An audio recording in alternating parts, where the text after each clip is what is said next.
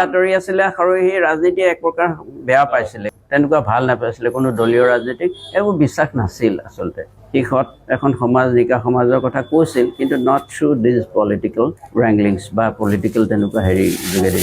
প্ৰিয়ংকা গান্ধীয়েও এই জুবিনৰ বিষয়টো উত্থাপন কৰিছে, জুবিনক সজোৰে ন্যায় দিম বুলি। ন্যায় দিয়াৰ ব্যৱস্থাটো আদালতৰ হাতত। কোনো প্ৰিয়ংকা গান্ধী বা কোনো গান্ধীয়ে নোৱাৰে বা কোনো অন্যান্য ৰাজনৈতিক দলেও নোৱাৰে। আদালতৰ যোগেদি মীমাংসা হ'ব লাগিব।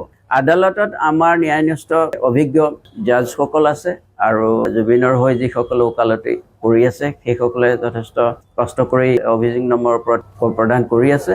গতিকে গোটেই বস্তুটো বিচাৰ প্ৰক্ৰিয়াৰ ওপৰত আছে, যেতিয়া বিচাৰ প্ৰক্ৰিয়াৰ হাতত আছে। গতিকে আমি ন্যায় পাম বুলি আমি আশা ৰাখি ৰৈ আছো গোটেই অসমৰ জনতাৰ লগতে। গতিকে এই মুহূৰ্তত ৰাজনৈতিক নিৰ্বাচনৰ আগে আগে কোনো দলে যাতে এইটো আকৌ জুবিনক কেন্দ্ৰ কৰি কথা নকয়। জুবিন গাৰ্গক ন্যায় দিব বুলি বৰ্তমান ব্যৱস্থাই ন্যায় দিব নোৱাৰে বুলি তেখেতলোকে এক প্ৰকাৰে কৰিছে, আৰু সেইকাৰণে জুবিনক এটা ইছ্যু কৰিলে ইলেকশ্যনৰ ৰাজনীতিৰ।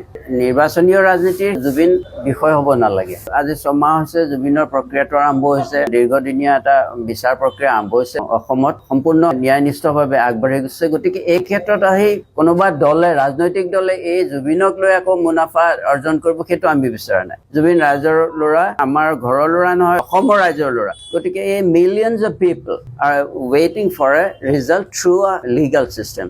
সেইটো হ'বলৈ দিয়ক। আৰু ইয়াকে ৰাজনৈতিক উত্তপ কাৰণে মই 100 দিনত দিম, মই 150 দিনত ন্যায় দিম, সেইটো তেনেকুৱা এটা ব্যৱস্থা হ'লে টানি নিব নালাগে কোনো ৰাজনৈতিক দল। কংগ্ৰেছ চাই নহয়, কোনো ৰাজনৈতিক দলত আমি সেইটো কাম কৰাটো আমি নিবিচাৰোঁ। গতিকে মই ইতিমধ্যে কৈছিলোৱে যে পুনৰ এবাৰ আহ্বান কৰিছোঁ যে জুবিনক ইছ্যু কৰি ল'ব নালাগে। মায়াবিনী গানেৰে কোনো ৰাজনৈতিক আৰম্ভ হ'ব নালাগে। গতিকে এইটো এটা বৰ ভুল কাণ্ড হ'ব, আৰু ৰাইজে এই কথাটো মই ভাবোঁ সহজভাৱে নলয়। মই যেনেকৈ লোৱা নাই, বহুতে এইটো কথা সহজভাৱে নলয়। প্ৰিয়ংকা গান্ধী আহিছে, মই গম পাইছোঁ নাজিৰালে। প্ৰিয়ংকা গান্ধীয়েও এই জুবিনৰ বিষয়টো উত্থাপন কৰিছে, জুবিনক সজোৰে ন্যায় দিম বুলি। ন্যায় দিয়াৰ ব্যৱস্থাটো আদালতৰ হাতত। কোনো প্ৰিয়ংকা গান্ধী বা কোনো গান্ধীয়ে নোৱাৰে বা কোনো অন্যান্য ৰাজনৈতিক দলেও নোৱাৰে। আদালতৰ যোগেদি মীমাংসা হ'ব লাগিব। আদালতত আমাৰ ন্যায়নিষ্ঠ অভিজ্ঞ জাজসকল আছে, আৰু জুবিনৰ হৈ যিসকলে ওকালতি কৰি আছে সেইসকলে যথেষ্ট কষ্ট কৰি অভিযোগনামাৰ ওপৰত প্ৰদান কৰি আছে।